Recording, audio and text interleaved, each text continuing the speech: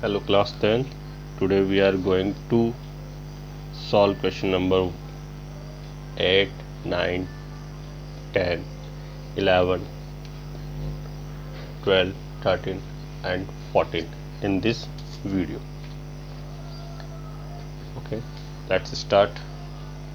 Question number 8. Question number 8 से पहले जो 7th है वो आप क्वेश्चन नंबर 8 की तरह सॉल्व कर सकते हैं। ठीक है, अभी मैं आपको समझा दूंगा क्वेश्चन नंबर 7 किस तरह से सॉल्व करना है, पर आप क्वेश्चन नंबर 8 को मैं पहले एक्सप्लेन करूँ और समझाऊँ आपको। An AP consists of 50 terms, of which third term is 12 and the last term is 106. Find the 29th term. An AP consists of 50 terms. एक AP है, उसमें कितने टर्म्स हैं? 50 टर्म्स है। कितने टर्म्स है उसमें? 50 टर्म्स। ऑफ विच, जिसमें थर्ड टर्म इज 12, जिसका थर्ड टर्म क्या है आपका? 12 है। And the last term is 106, और लास्ट टर्म क्या है? 106। Find the 29th term. हमें कौन सी टर्म फाइंड करनी? 29th term. तो क्या करेंगे, यहाँ पे देखें, आपको कहा गया है कि AP की कितनी टर्म्स है? टोटल 50 टर्म्स है, यानी A1, A2, A3, A4, A5, A50 तक है इसमें। तो इसमें हमें थर्ड टर्म कितना बताया गया है? 12, और लास्ट टर्म का मतलब हो गया कि 50 नंबर पे जो भी नंबर लिखा वो कौन है यहाँ पे? 106। तो इसका मतलब हमारे पास A3 कितना हुआ? 12, और उस AP का लास्ट टर्म मतलब A50 क्या होगा? A50 last term. Last term क्या मतलब क्या हो गया? A50 कितना है? 106। कितना है? 106। लास्ट टाइम हम समझ चुके हैं कि भी किसी भी टर्म को हम इक्वेशन में कैसे चेंज करते हैं। तो A3 कैसे लिखेंगे? यहाँ पे A + 2D = 12, equation number 1। A50 = 106, तो A + 49D = 106। अब मैंने यहाँ पे इक्वेशन नंबर 2 में से इक्वेशन नंबर 1 को क्या कर दिया? यहाँ पे माइनस। क्या कर दिया? यहाँ पे इक्वेशन नंबर 1 को क्या कर दिया? यहाँ पे माइनस। तो A + 49D = 106, A + 2D = 12। Sign change करेंगे तो ये वाला नीचे चलेगा साइन, तो ये माइनस का, ये प्लस का, तो ये माइनस का, ये प्लस का, तो ये माइनस का। A से A कैंसिल, 49 में से 2 माइनस किया तो 47D, और 106 में से 12 माइनस किया तो 94। 94 को हमने 47 से डिवाइड किया तो कितना आया? 2। तो D की वैल्यू क्या निकल के आई? 2। अब हमारे पास D आ चुका है। जब हमारे पास D आ चुका है तो इस D की वैल्यू हम किसी भी इक्वेशन में पुट करके क्या फाइंड कर सकते हैं? A। तो मैंने यहाँ पे इस D की वैल्यू को किस में पुट कर दिया है? यहाँ पे इक्वेशन नंबर 1 में। तो A + 2D = 12। A + 2D = 12। तो A + D की वैल्यू क्या आई थी अपने पास? 2। तो 2 × 2 4, और इस 4 को मैंने 12 में से माइनस किया तो A की वैल्यू क्या निकल के आई अपने पास? 8। अब कौन सी टर्म फाइंड करनी? अच्छा, अब हमारे पास A और D आ चुका है। क्या आ चुका है? A और D। तो A की वैल्यू तो आ चुकी है 8, और D की वैल्यू क्या आ चुकी है अपने पास? 2। अब हमें कौन सी टर्म फाइंड करनी है?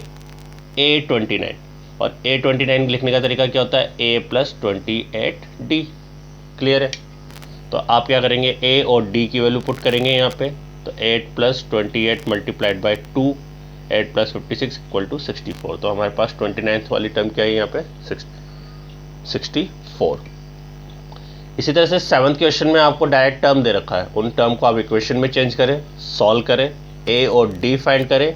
A और D की हेल्प से आपको जिस भी टर्म के बारे में फाइंड करने के लिए बोला गया आप उस तरह से फाइंड कर सकते हैं। तो इस तरह से मैं मान सकता हूँ कि आपको ये क्लियर हो गया होगा किस तरह से हम इन्हें क्वेश्चन नंबर 8 को क्लियर सॉल्व कर सकते हैं। अब आते हैं हम क्वेश्चन नंबर 9 पे। Question number 9,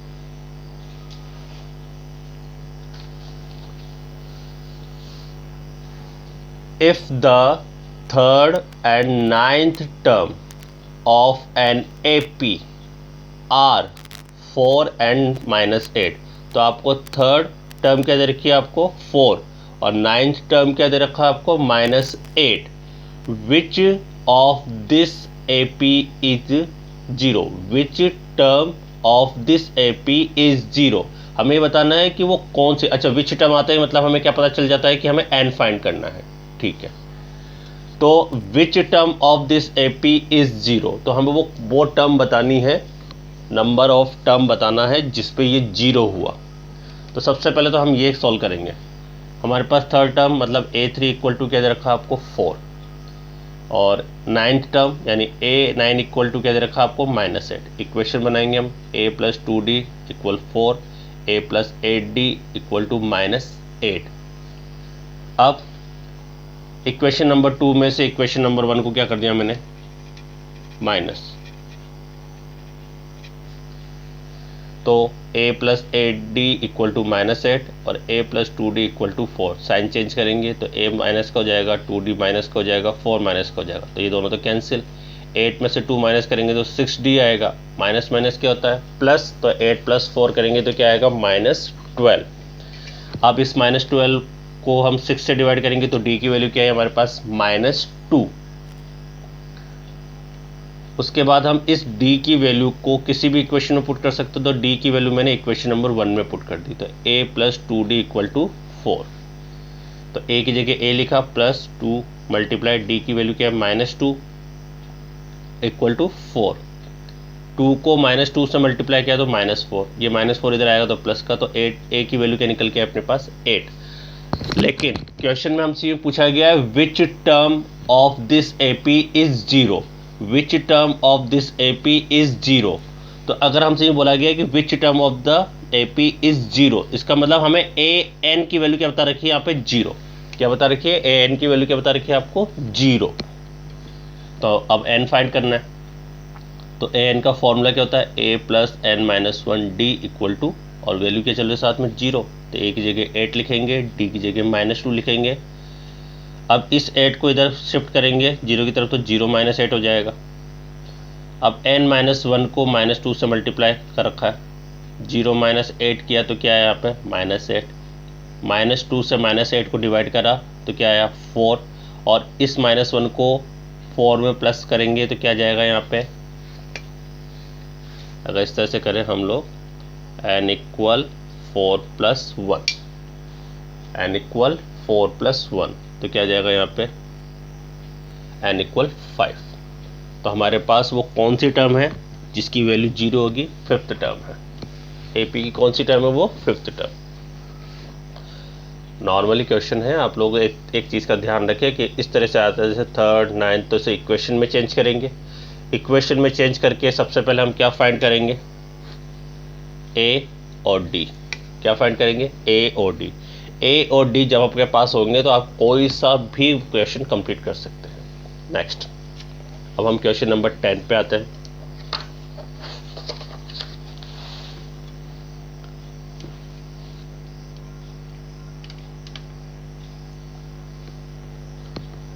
The 17th term of an AP exceeds its 10th term by 7. Find the common difference. कल भी मैं आपको एक चीज़ समझा चुका हूँ कि यहाँ पे लैंग्वेज लिखी हुई है 17th टर्म, तो 17th टर्म जो है वो इसके 10th टर्म से कितना ज़्यादा है, 7 ज़्यादा है। तो कभी भी याद रखें, अब एक कंपैरिजन है, क्योंकि यहाँ पे कंपैरिजन किस तरह पता चला, एक्सीड्स से। यहाँ पे कहा जा रहा है कि एक्सीड मतलब होता है ज़्यादा, तो 17th term of an AP exceeds its 10th term by 7। तो कहने का मतलब है कि जो 17th टर्म है वो 10th टर्म से कितना ज़्यादा है, 7 ज़्यादा है। तो कहने का कैसे इसको अरेंज करेंगे, आप हमेशा याद रखें जहाँ पर भी एक कंपैरिजन वाली लाइन होती है उसको इक्वल यूज़ किया जाता है। कौन सी टर्म का यूज़ किया जा रहा है यहाँ पे, A17 का। A17 को बताया जा रहा है कि वो 10th किस टर्म से ज़्यादा है, वो 10th टर्म से कितना ज़्यादा है, 7। एक्सीड का मतलब प्लस होता है, मोर देन होगा तब भी प्लस करना है, अगर लेस देन होता तो यहाँ पे मैं माइनस कर देता। क्लियर हो गया यहाँ तक का। अब आगे, तो ये कंपैरिजन वाली लाइन को आपको अरेंज करना आना चाहिए, नहीं तो एक तरीका और है। यहाँ यूँ कहा जा रहा है 17th टर्म जो है वो 10th टर्म से कितना ज़्यादा है, 7 ज़्यादा है। इसका मतलब ये हुआ कि 17th टर्म और 10th टर्म में कितने का डिफरेंस चल रहा है, 7 का। तो आप इस तरह से भी लिख सकते हैं A17 minus A10 equal to 7। आप इस तरह से भी सॉल्व कर सकते हैं इसे। तो ये आपको किस तरह से लिखना है, इस तरह से। अब मैंने यहाँ लिखा है A17 equal to A10 plus 7। तो A17 को इक्वेशन की फॉर्म में कैसे लिखेंगे, A plus 16D equal A plus 9D plus 7। तो दोनों साइड से ये A कैंसिल हो जाएगा। 16D equal to 9D plus 7। 16 में से 9 को माइनस करेंगे तो क्या आया, 7D। 7 से 7 को डिवाइड किया तो क्या आया आंसर, 1। केवल आपको इक्वेशन जमानी थी। इक्वेशन आपने जमाई ली कि 17 टर्म को AP का जो 17 टर्म है वो इसके 10th टर्म से कितना ज़्यादा है, 7 ज़्यादा है। ठीक है। और एक सिंपल सा रूल और मैं बता देता हूँ, बिल्कुल शॉर्ट ट्रिक है। फर्स्ट टर्म किसका आ रहा है, 17 टर्म। लास्ट टर्म किसका आ रहा है, 10th टर्म। तो आपको फर्स्ट टर्म के साथ कुछ भी नहीं करना है, हमेशा लास्ट वाले टर्म के साथ करना है। क्या करना है, लास्ट वाले, यानी लास्ट में जिसका भी नेम आ रहा हो उसी के साथ प्लस करना है, उसी के साथ माइनस करना है, और बीच में साइन किसका यूज़ करना है, इक्वल का यूज़ करना है। ओके। अब क्वेश्चन नंबर 11, अब इसमें भी समझना आप अच्छे से। विच टर्म, जहाँ पर भी विच टर्म आ जाता है इसका मतलब हमें क्वेश्चन में क्या फाइंड करना है, एन फाइंड करना है। Of the AP 3, 15, 27, 39 dash will be 132 more than its 54th term. क्या कहा गया है, आपको एक AP बताई गई है और यूँ कहा जा रहा है कि इस AP का कौन सा टर्म 54th वाली टर्म से 132 मोर देन होगा। यानी इस बार हमें यूँ नहीं कहा गया है कि इसका 17 टर्म जो है वो 10 टर्म से 7 मोर देन है, ऐसा नहीं बोला उसने, ऐसा पूछ लिया है वो कौन सी टर्म है AP की जो इस AP के 54 वाली टर्म से 132 मोर देन है। तो ये बताओ इस विच टर्म का मतलब समझना। तो इस विच टर्म की जगह मान लो कि हमें इसके बारे में बात कर, ये AN है हमारे पास, ठीक है, AN विच टर्म। फाइंड तो एन ही करना है लेकिन यहाँ पे ये लिखेंगे which term AN of the AP 132 more than it's 54th term. तो फर्स्ट नेम किसका आ रहा है, AN का, लास्ट नेम किसका आ रहा है, 54 का। इसका मतलब हम पहले वाले में ऐड करेंगे कि लास्ट वाले में ऐड करेंगे, लास्ट वाले में ऐड करेंगे हम हमेशा। ये याद रखना है आपको, जो भी वर्क करना है वो लास्ट वाले में करना है। अब क्वेश्चन में कैसे पता चला कि कंपैरिजन हो रहा है, क्योंकि यहाँ पे मोर देन आ गया। ये मोर देन क्या शो करता है कि ये दोनों टर्म के बीच में कंपैरिजन हो रहा है। ये nth टर्म है और ये 54th टर्म है। बोला जा रहा है कि nth टर्म जो है वो 54th टर्म से 132 मोर देन है। तो हम कैसे अरेंज करेंगे, A इक्वल क्या दे रखा आपको 3, D इक्वल 15 माइनस 3 12 हो गया। अब विच टर्म यानी nth टर्म लिख लिया AN इक्वल टू किस टर्म से 132 मोर देन है, ये 54 टर्म से। तो 54 लिखा, A 54 प्लस 132। अब अरेंज करें, A plus n minus 1 D, A plus n minus 1 multiplied by D equal to A 54 को इक्वेशन की फॉर्म में कैसे लिख सकते हैं, A प्लस 53D प्लस 132। अब इस A से ये A कैंसिल हो गया, n minus 1 D equal to 53D plus 132। D की वैल्यू क्या है अपने पास 12, यहाँ पर भी D की वैल्यू क्या है 12। तो 53 को 12 से मल्टीप्लाई कर लेंगे प्लस 132। 53 को 12 से मल्टीप्लाई करने पे क्या आया 636 plus 132। n minus 1 multiplied by 2। अब 636 और 132 को प्लस करें तो क्या आएगा 768। इस 768 को यहाँ पर इस 12 से क्या कर दिया, यहाँ पे डिवाइड करने पे वैल्यू कितनी निकल के आए 64, और इस -1 को इधर लाएंगे तो प्लस का हो जाएगा। तो 64 प्लस 1 करेंगे तो कितना आया 65। तो इसका मतलब क्या हुआ, वो कौन सी टर्म है, कौन सा नंबर है 65th टर्म जो है वो 132 मोर देन है किससे, 54 टर्म्स से। Clear. Next question, question number 12।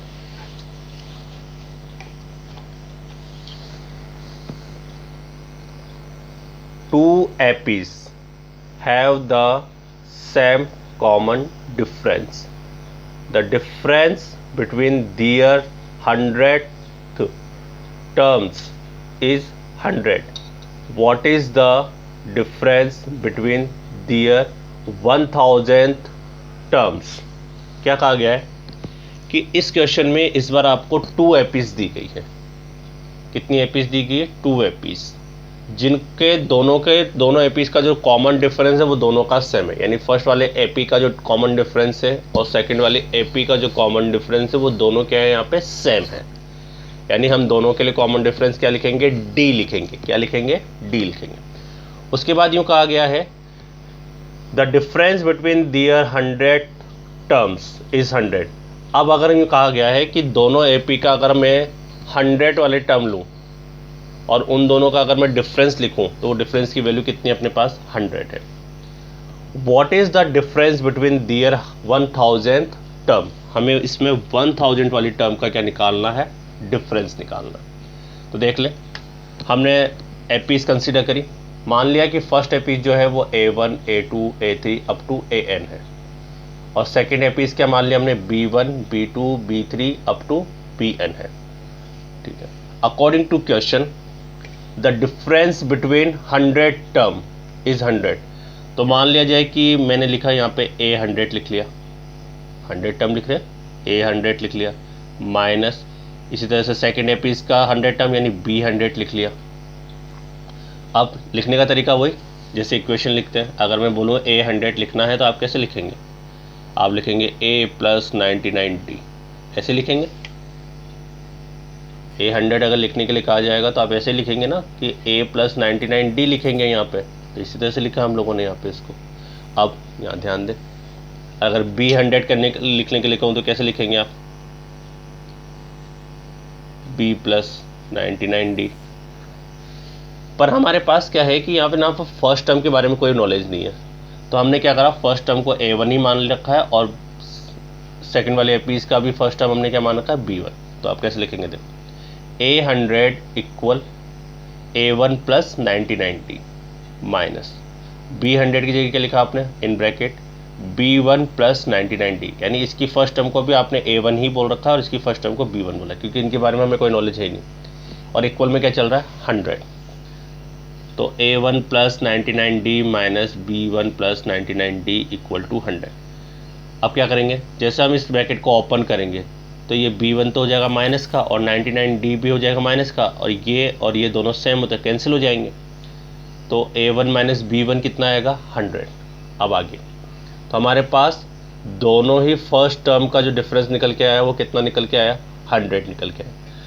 लेकिन हमें डिफरेंस किसका फाइंड करना था क्वेश्चन के अकॉर्डिंग, 1000 टर्म का। What is the difference between the their 1000 terms. तो क्या करेंगे, A1000 में से B1000 को क्या कर देंगे, माइनस, वापस उसी तरह से लिखेंगे। तो A1 + 999D minus B1 + 999D, फिर वही 999D कैंसिल हो जाएगा, A1 - B1। तो A1 - B1 की वैल्यू थोड़ी देर पहले आपने क्या बताई थी, 100। तो इसका मतलब इसकी जगह क्या लिख सकते हैं, 100। तो इसका मतलब है कि 1000 टर्म का भी डिफरेंस कितना होगा, यहाँ पे 100 होगा।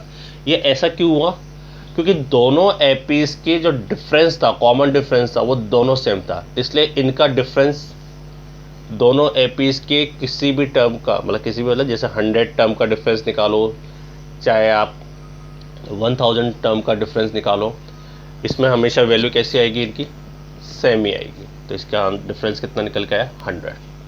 अब आते हैं हम क्वेश्चन नंबर 13। उससे पहले मैं आपको एक छोटी सी चीज़ समझा दूँ।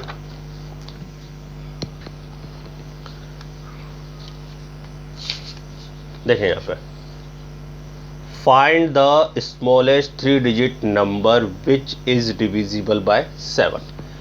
जब भी आपको किसी भी, जैसे यहाँ पे 3 डिजिट नंबर फाइंड करना है आपको, लेकिन वो सबसे छोटा 3 डिजिट नंबर फाइंड करना है जो कि 7 से एग्जैक्टली डिवाइड हो। ये तो हमें पता है कि स्मॉलेस्ट 3 डिजिट नंबर कौन सा होता है, 100 होता है, लेकिन ये 100 जो होता है वो 7 से एग्जैक्टली डिवाइड नहीं होता है। तो हमारे क्वेश्चन के अकॉर्डिंग हमें क्या करना है कि हमें वो 3 डिजिट नंबर फाइंड करना है, स्मॉलेस्ट 3 डिजिट नंबर फाइंड करना है जो कि 7 से एग्जैक्टली डिवाइड हो।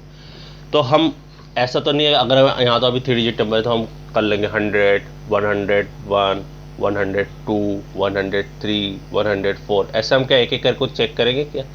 नहीं, हम क्या करेंगे, एक तरीका अपना रहे हैं यहाँ पे, कैसे फाइंड करते हैं, ये रफ वर्क है, आपको जब भी आप किसी भी नंबर का फाइंड करें तो इस तरह से कर सकते हैं। स्मॉलेस्ट 3 डिजिट नंबर 100 हो गया, कैसे?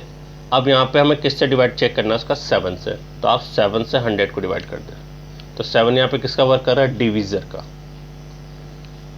7 से 100 को डिवाइड किया, 7 बन जाए 7, 100 से 7 माइनस किया 3 आया, फिर 0 इंक्लूड किया, 7 4 जा 28, तो ये आ गया 30 माइनस 28 क्या है, तो रिमाइंडर कितना आया 2, डिवीजर क्या है 7।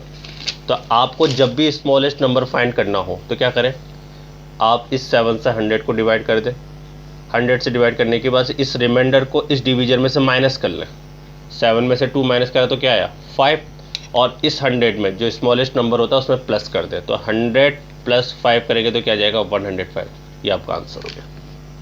तो वो स्मॉलेस्ट 3 डिजिट नंबर कौन सा होगा जो एग्जैक्टली 7 से डिवाइड होगा, वो होगा 105।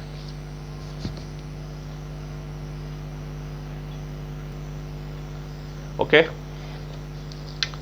इसी तरह से तो याद रखें, जब भी आपको स्मॉलेस्ट नंबर फाइंड करना हो तो आप उस सबसे स्मॉलेस्ट नंबर को आप 7 से डिवाइड कर दें, यहाँ पे कुछ भी नंबर हो सकता है, डिवाइड करने पे जो आपका रिमाइंडर आएगा उस रिमाइंडर को इस डिवीजर में से माइनस कर लें, जैसे मैंने यहाँ पे कर रखा है 100 प्लस 7 माइनस 2।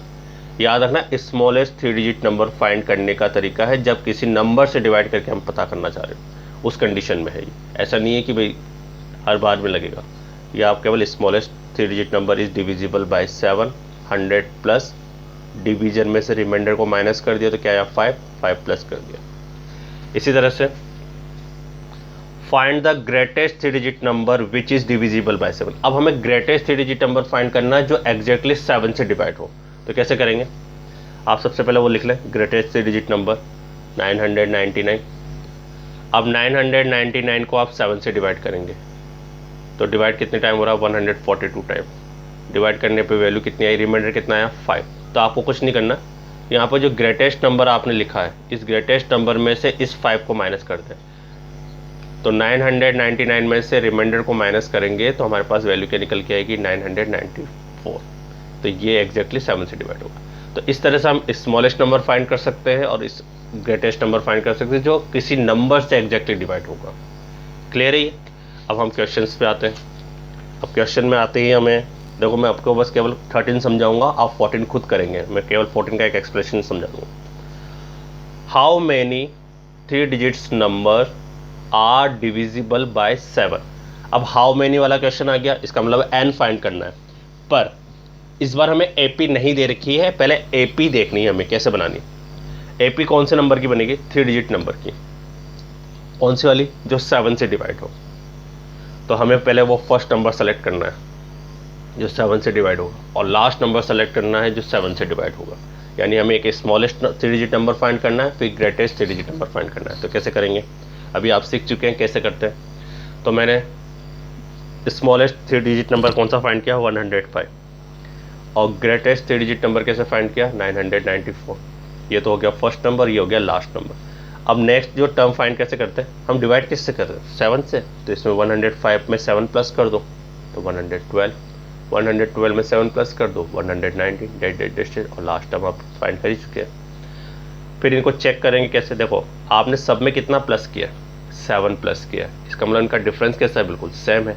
तो clearly the successive difference of the terms is constant so it forms an AP। तो आपको ये लाइन लिखनी है, चेक नहीं करना है आपको, यहाँ पे केवल ये लिखना है। तो क्या करेंगे, 3 डिजिट नंबर कैसे फाइंड करते हैं आपने अभी देख लिया, स्मॉलेस्ट नंबर और ग्रेटेस्ट नंबर। उसके बाद आप इसमें क्या करें, स्मॉलेस्ट नंबर में 7 प्लस करा तो आपको 112 मिला, फिर 7 प्लस करा तो 119, फिर डेट करके लास्ट वाली टर्म।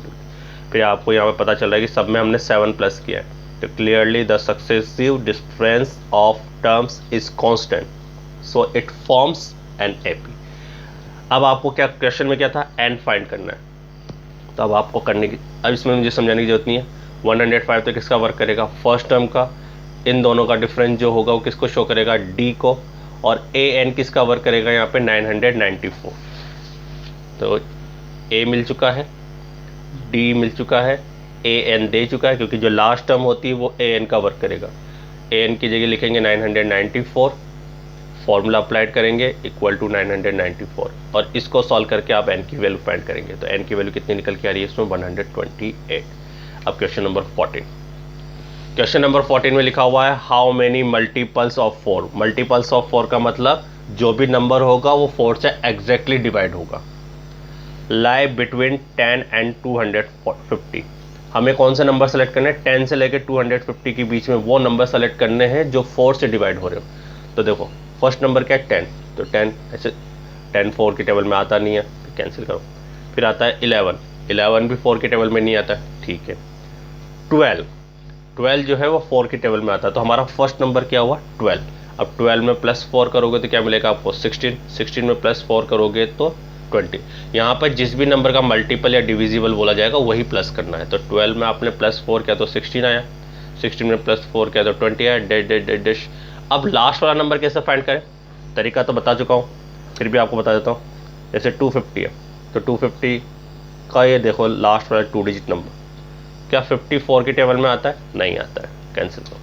फिर मैंने लिखा 49, क्या 249, 49 जो लास्ट वाले 2 डिजिट का नंबर बन रहा है वो आता है, नहीं आता है। फिर देखें 48, 48 डिवाइड हो रहा है 4 से, हो रहा है, इसका मतलब हमारा जो लास्ट नंबर होगा वो क्या बनेगा, 248। और अगर आपको ऐसा समझ में नहीं आया तो अभी थोड़ी देर पहले हमने स्मॉलेस्ट नंबर और ग्रेटेस्ट नंबर लिखना सीखा था, आप वैसे भी कर सकते हैं। अब आपके पास लिस्ट ऑफ नंबर्स बन गई है और इन सब में आपने कांस्टेंट नंबर ही ऐड किया है, 4 4 4, इसका मतलब ये क्या बनेगा, AP। अब इस AP का फर्स्ट टर्म दे रखा है, कॉमन डिफरेंस आपको मिल जाएगा, लास्ट टर्म दे रखा है, हाउ मेनी का मतलब हो गया आपको n फाइंड करना है। तो आप ये क्वेश्चन आप खुद सॉल्व करें, आपको क्लियर हो जाएगा, ठीक है। तो ये आज की वीडियो में हम क्वेश्चन नंबर 8 से लेकर 14 तक हम सीख चुके हैं। Thank you.